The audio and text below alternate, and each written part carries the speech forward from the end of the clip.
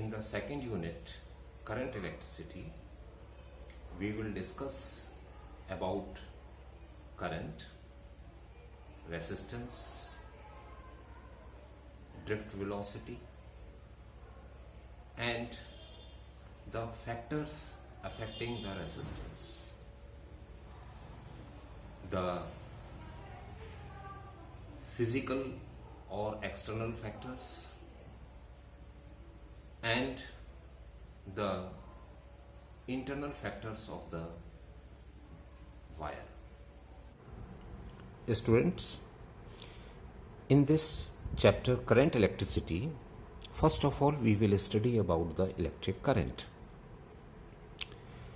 Electric current is defined as the amount of the electric charges flowing through any cross section of a conductor per unit time. In other words, you can define the current like this also.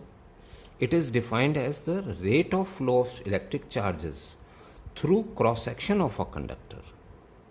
So, I can be written as the total charge flows Q in the time t through the cross section. So Q is the total charge. Q can be written as NE, where N is the total number of charges passes through the cross section. Each particle has the charge E, so the total charge will be NE.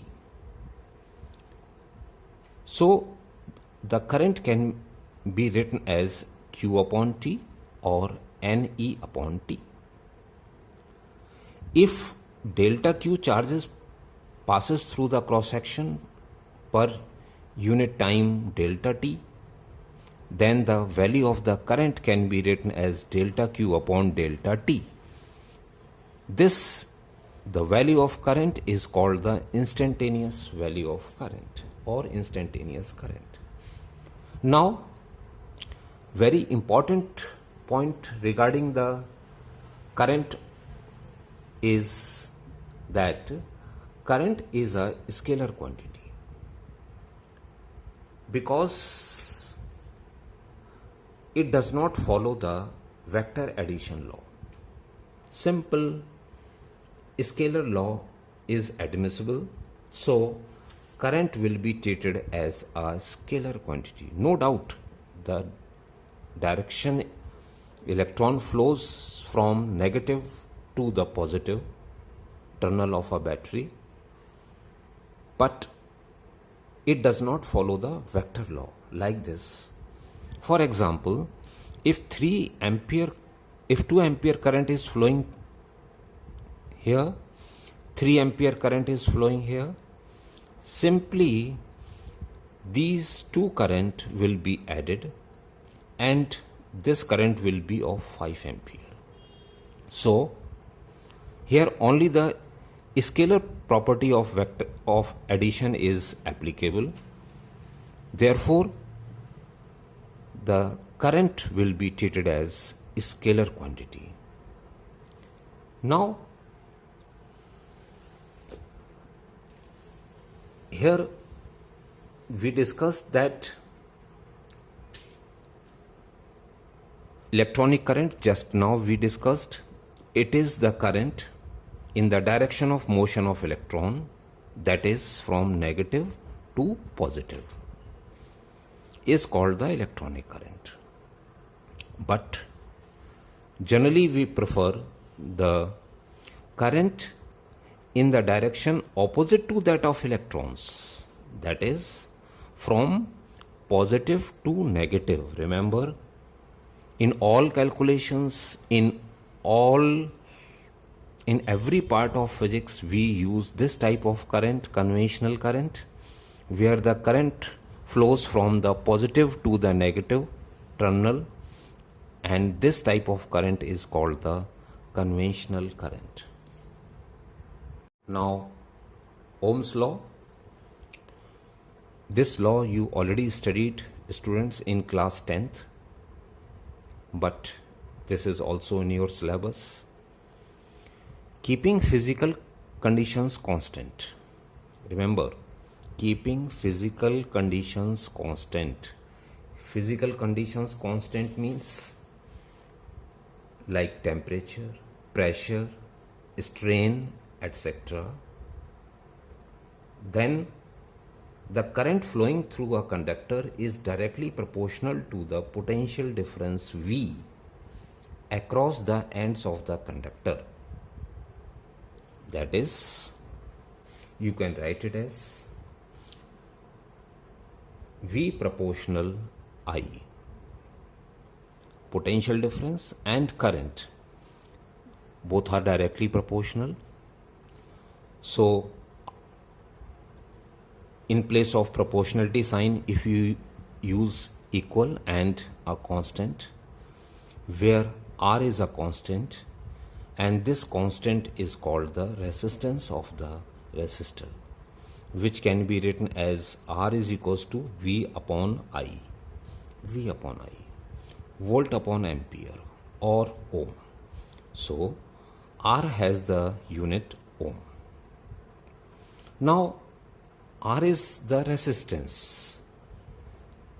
This is very important, students.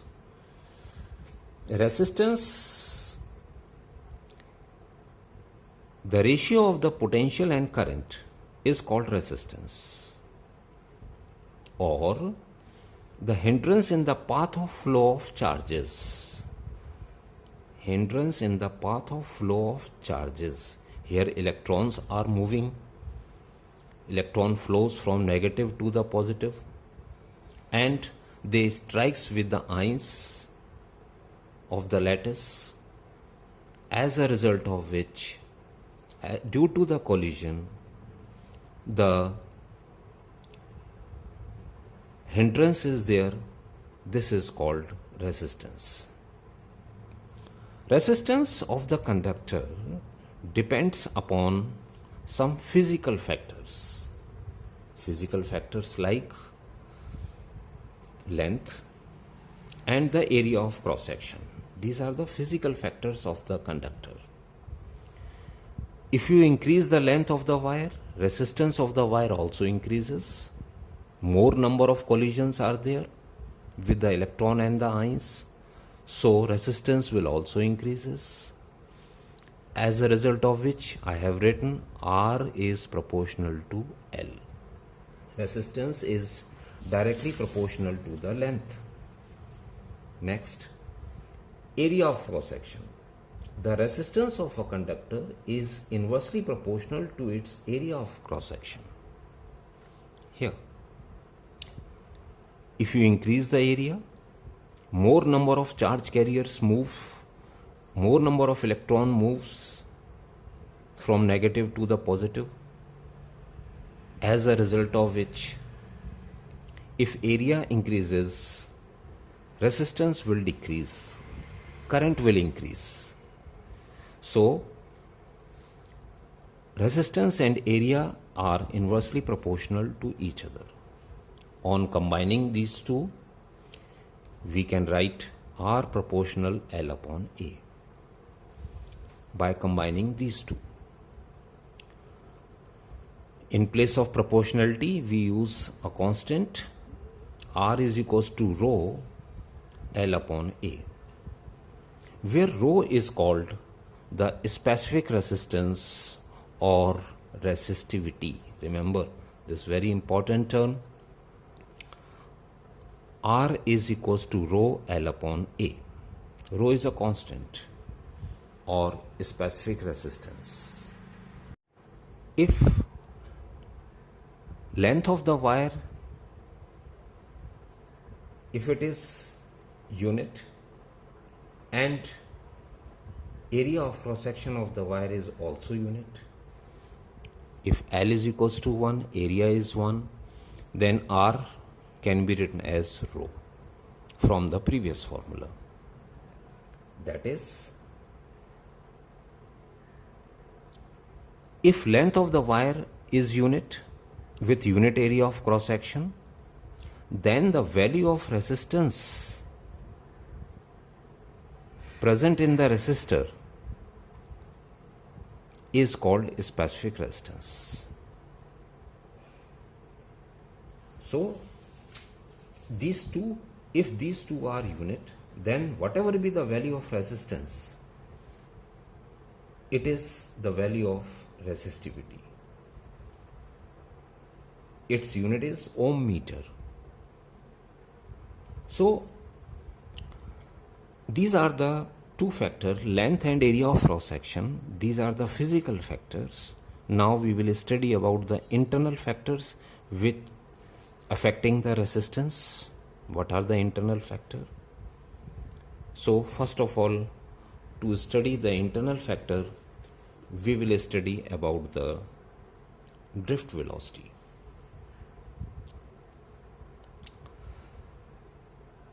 As we have studied earlier, that current is due to the drifting of electrons, and if these electrons during the flow strikes with the ions,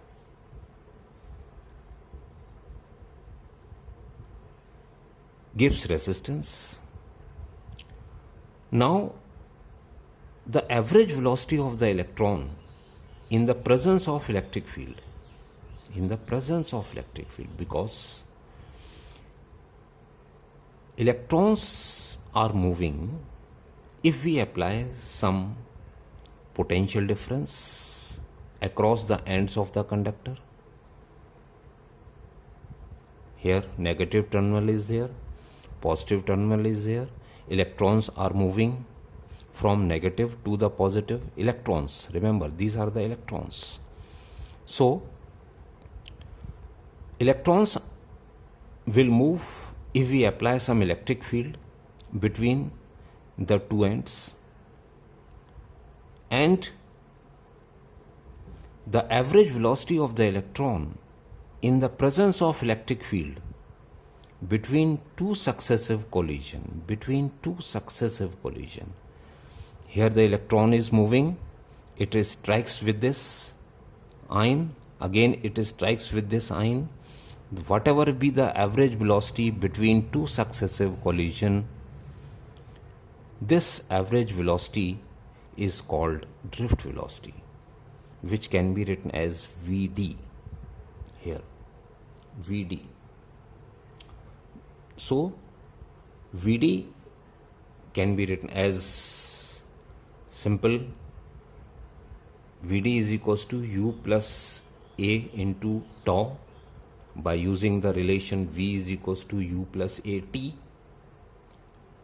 Here Vd is the drift velocity, U is the initial velocity, A is the acceleration of the electron, and tau is the relaxation time. Here a special word we will use for the time, it is the relaxation time. So what is relaxation time? It is the time taken by the charged particle between two successive collision. Because students, what you have taken initially, velocity Vd is the drift velocity between two successive collision. It is the average velocity. So we have to take the time between two successive collision. So this time between two successive collision is called the relaxation time, which is represented by the tau. So if U is 0 before applying electric field, then Vd can be written as A into tau, or A can be written as Vd upon tau. Vd is equals to A into tau, simply by using this relation. This is the drift velocity and relaxation time. In previous class you studied that force is the product of mass and acceleration.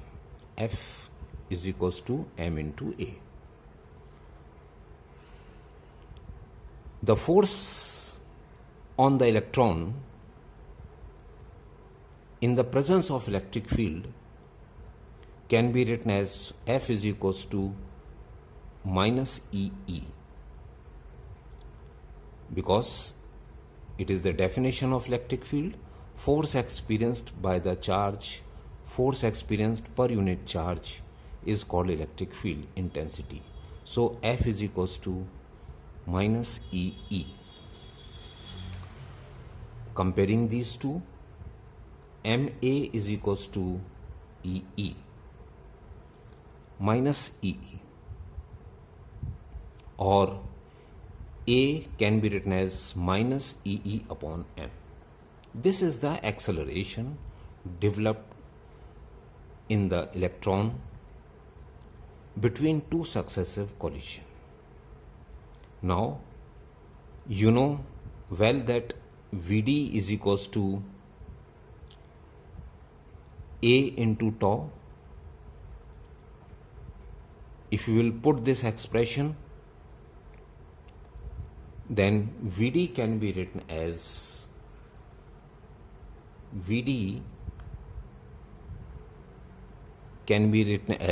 it is A into tau.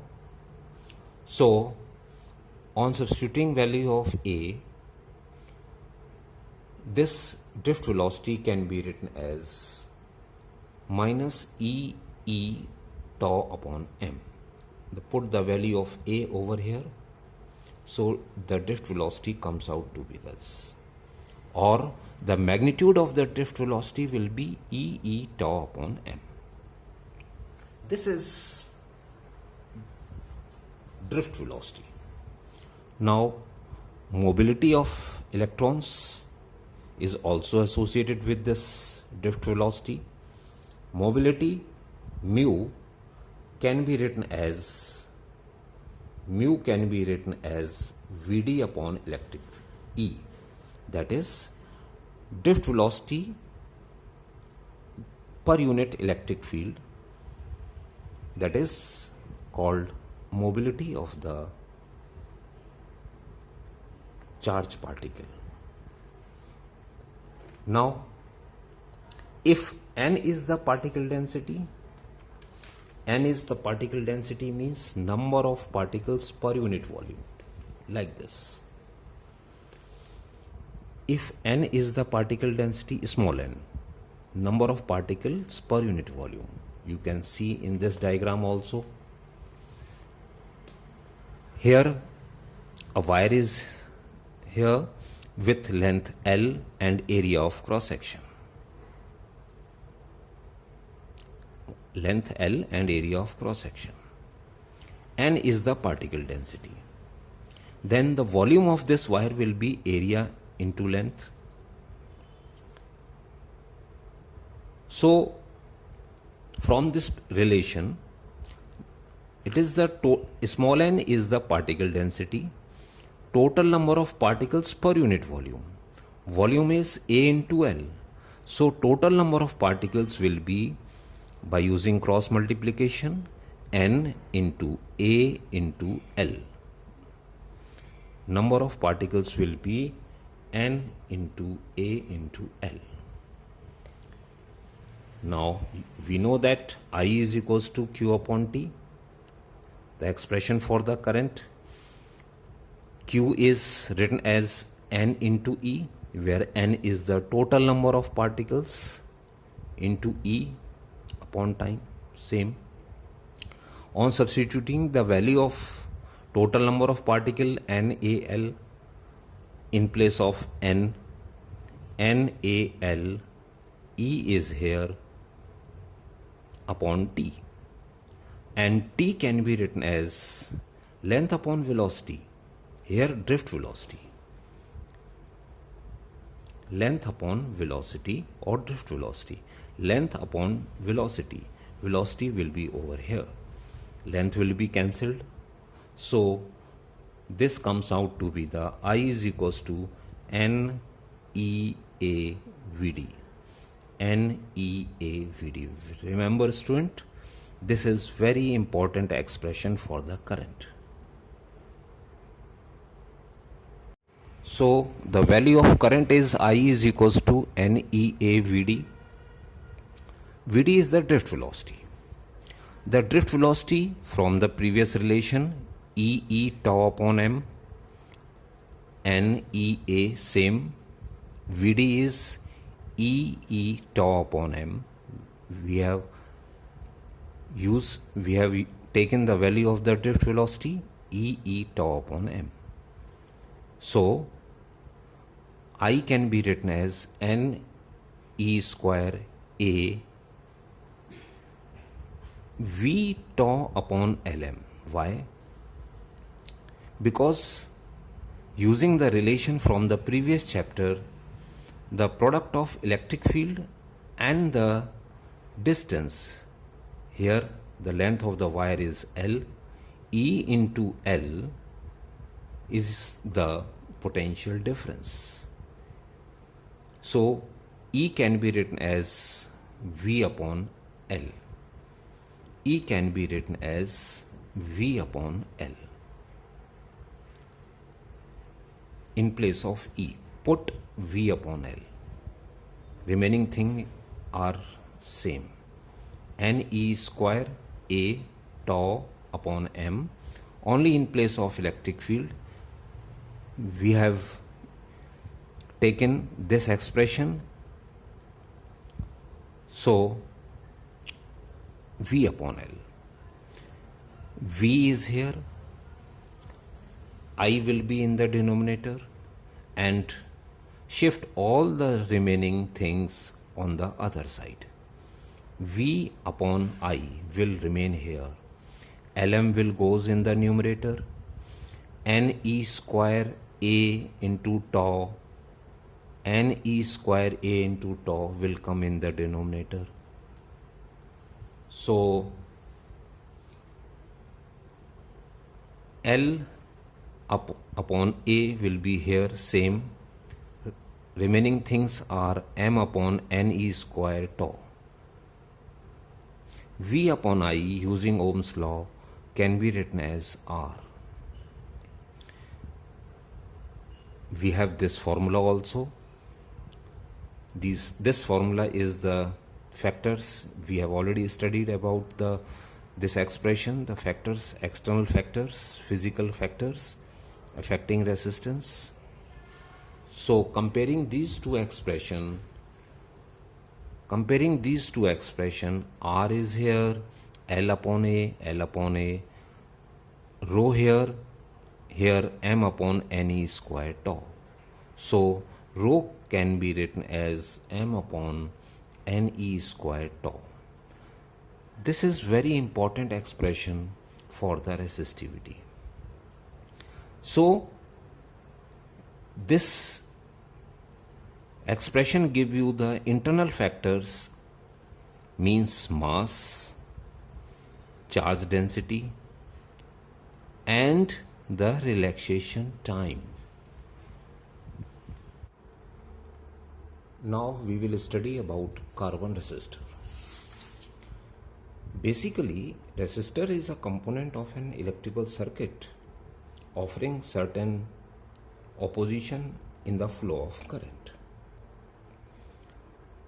There are various type of resistors. Now here we will study about the carbon resistor. Carbon resistor is having fixed resistance. Carbon with a suitable binding material is molded into a cylinder with lead wires attached to the cylinder, and the whole system is enclosed in a ceramic jackets, and which has various types of rings on it like this. And this is the basic composition of a carbon resistor. This is a carbon film. While constructing the carbon resistor, carbon film must have a suitable thickness, which as a whole gives a fixed resistance of the system. In order to change the resistance, we have to change the diameter or thickness of this carbon film. So one carbon resistor have a fixed resistance. Now this carbon resistor, every carbon resistor must have at least 3 rings. Number 1, 2 and 3. The 4th ring will be silver, golden, or it may have no color. And these 3 rings will decide the resistance of the carbon resistor. Now what is the basis of this? For calculating the resistance of a carbon resistor, we use a table which is noted below.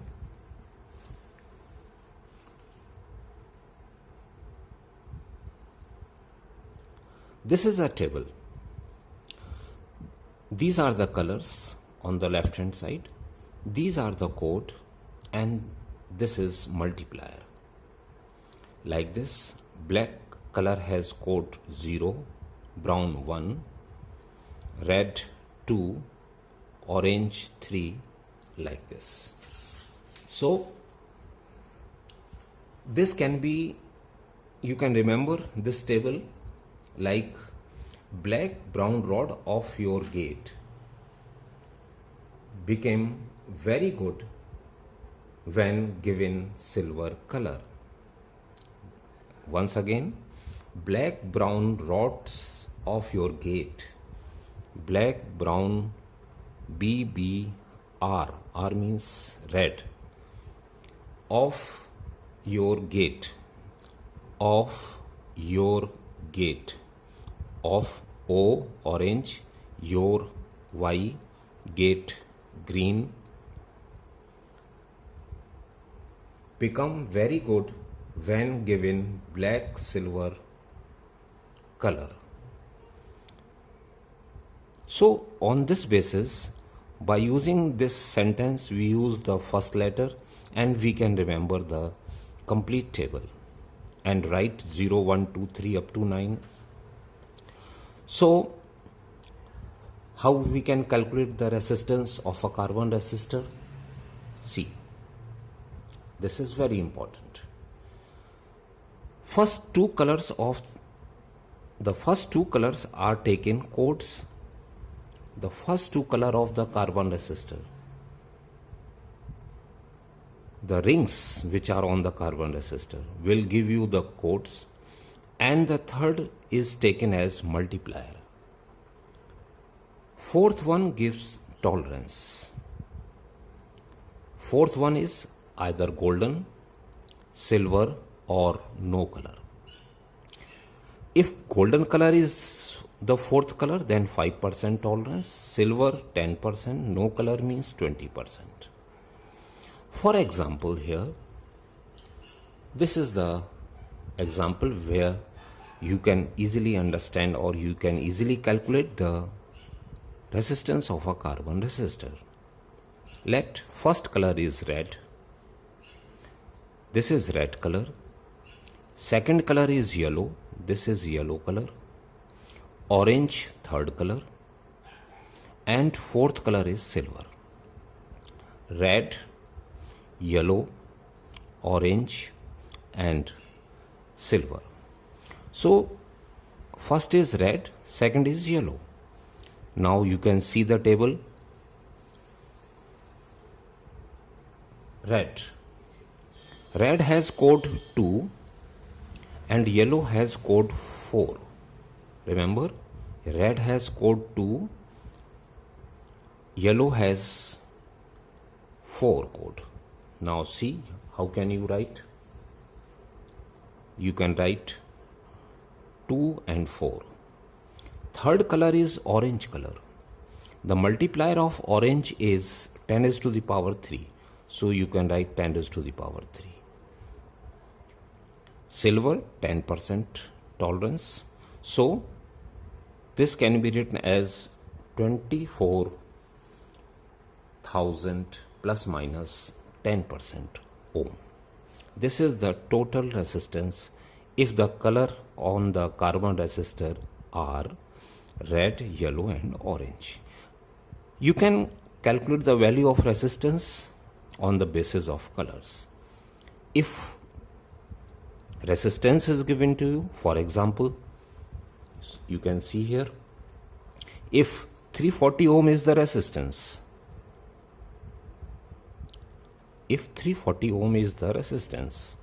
then give the series of the rings on the carbon resistor. 340 means first two number will give you the code, the third number will give you the multiplier. So 3, 4 and 10 raised to the power 1. So 3, 4. Now you can see 3, 4. 3 and 4 means first color is orange, second color is yellow and 10 raised to the power 1 is brown. We can use that as a multiplier. So the sequence of the colors on the carbon resistor is 3, 4 means orange, yellow and for the multiplier brown. Yellow, orange, yellow and brown. So in this way we can calculate the resistance of a carbon resistor. Now we will study about the temperature dependence of resistivity. What is the effect of temperature on the resistance of a conductor? Dear students, resistance offered by the metallic conductor is due to the collision between drifting electrons and the ions present in the metallic conductor. Current is due to the flow of electrons, students, and when these electrons strikes with the ions present in the metallic conductor, they offered resistance. When the temperature of the conductor increases, the amplitude of vibration of the ions in the lattice increases, and as a result of which collision between the electrons and the ions become more frequent. Therefore, the opposition of flow of electrons increases, or you can say the resistance of the metallic conductor increases. So this you can summarize as, if you increase the temperature of the metallic conductor, resistance of the metallic conductor also increases. Here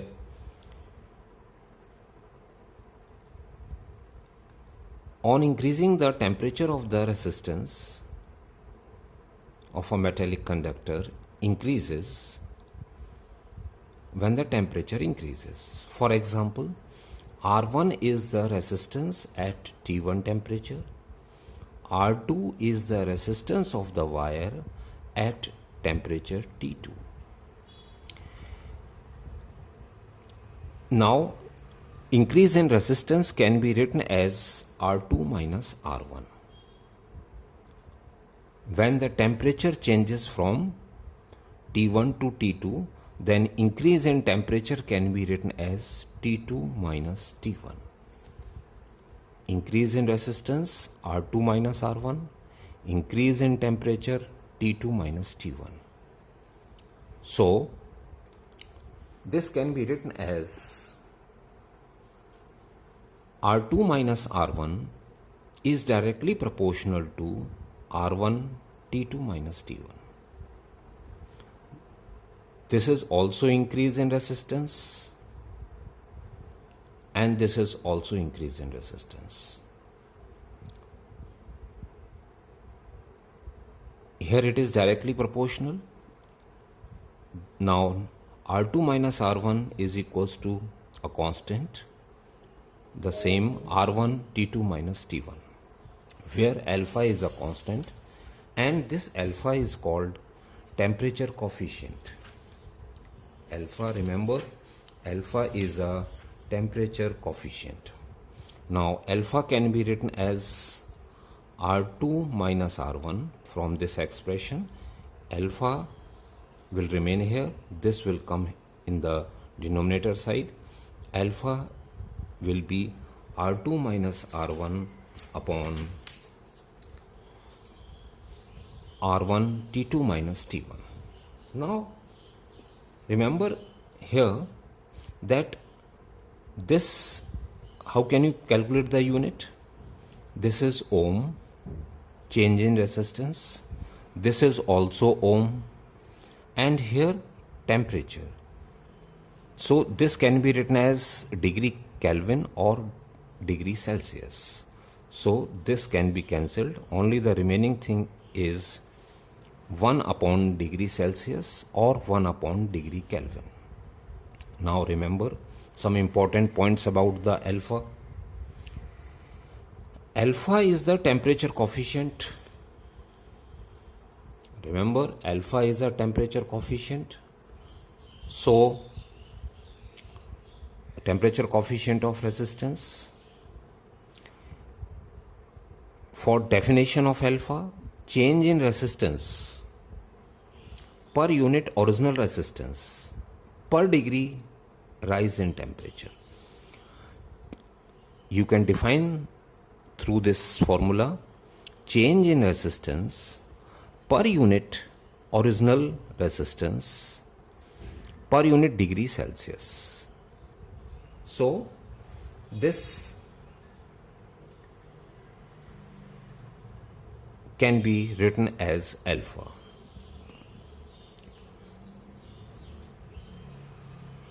For the per unit rise in the temperature, that can be written as R2 minus R1 upon R1 per degree. For the if T2 minus T1 is 1 degree Celsius, then R2 minus R1 upon R1. If T2 minus T1 is 1 degree Celsius or 1 degree Kelvin. Remember, if alpha is positive, means what? Means R2 is greater than R1. And this means the final temperature must be more than the final resistance must be more than the initial resistance. And this is only possible for metallic conductors. If the value of alpha is negative, means R2, which is the final resistance, R2 is less than R1. If R2 is less than R1, then alpha will be negative. And this is possible for the semiconductors. Next condition, if alpha is very small, then under which condition it is very small? It is only possible for the alloys like manganese. So alloy has negligible value of the temperature coefficient of resistance.